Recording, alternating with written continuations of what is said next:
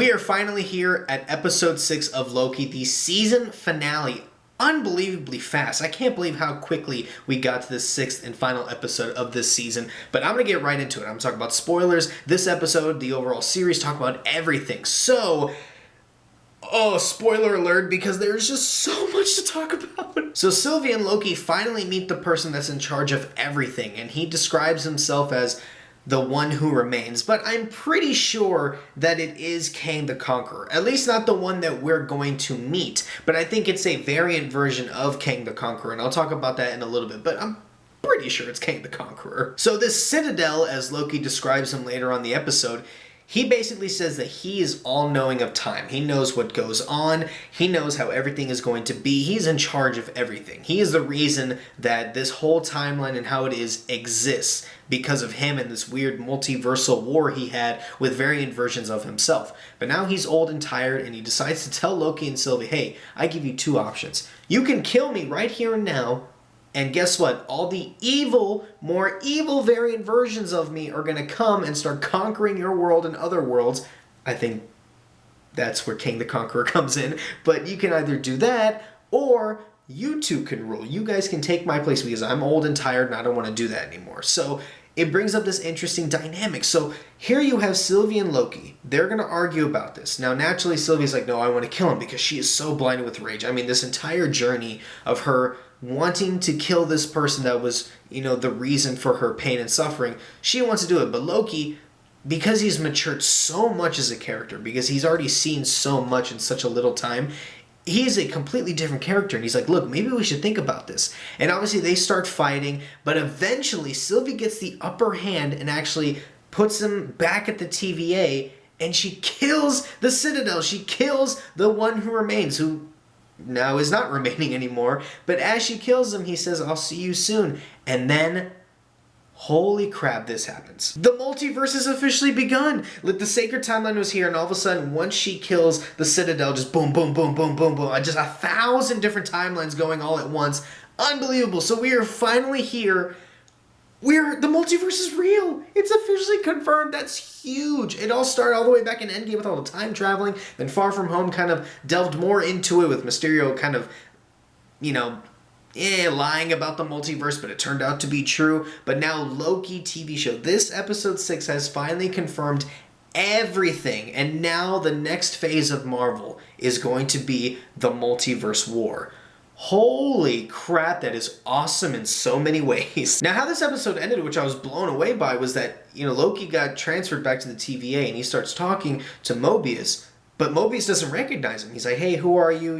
What's your number? All this. And Loki's just so confused, but then it shows it's like this statue at the TVA, and it's the one who remains. I believe it's Kang the Conqueror. It shows Kang the Conqueror.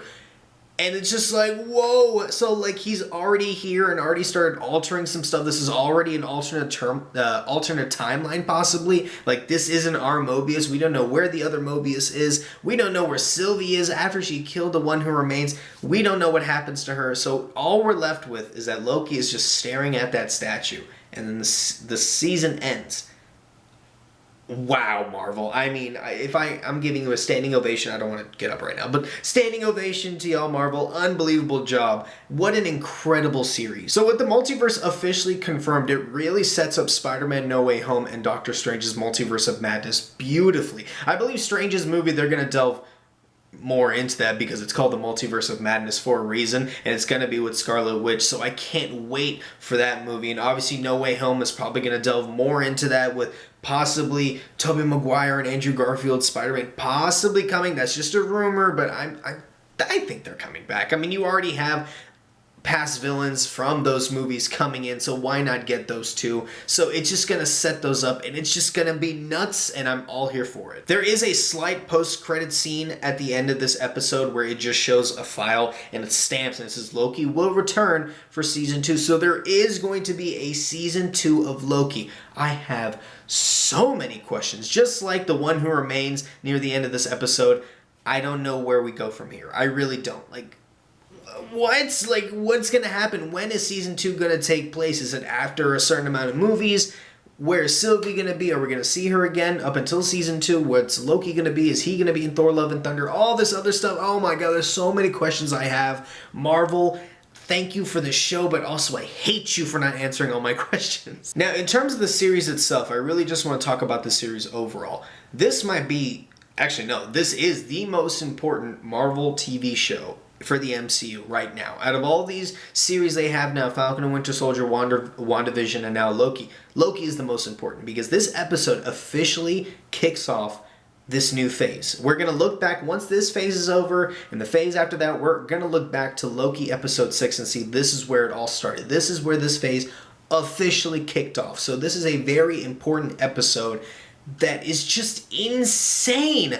I can't believe the amount of information they gave us in this episode, and overall the entire series. The entire series was very well done. I love Sylvie as a character. You can see she's slightly started to change, but just can't do it fully. But Loki has completely changed as a character. I mean, for the better. I love Tom Hiddleston as Loki. This is his best performance as Loki by far. I mean, he has completely changed as a character. His heart has completely changed. It's in the right place. He's now thinking logically. He's no longer angry. He's always analyzing a situation. So that's such a change of pace for Loki as a character, and I love that. So great job here by Marvel. This is, in my opinion, the best TV show so far that Marvel has produced, just from a storyline perspective. So I'm giving this episode an A+, and I'm giving this series an A+. Marvel, I mean, I bow to you, Marvel. They just know how to make great content. Guys, thank you so much for watching this video. If you like this video, please like, share, and subscribe. I'll see you next time.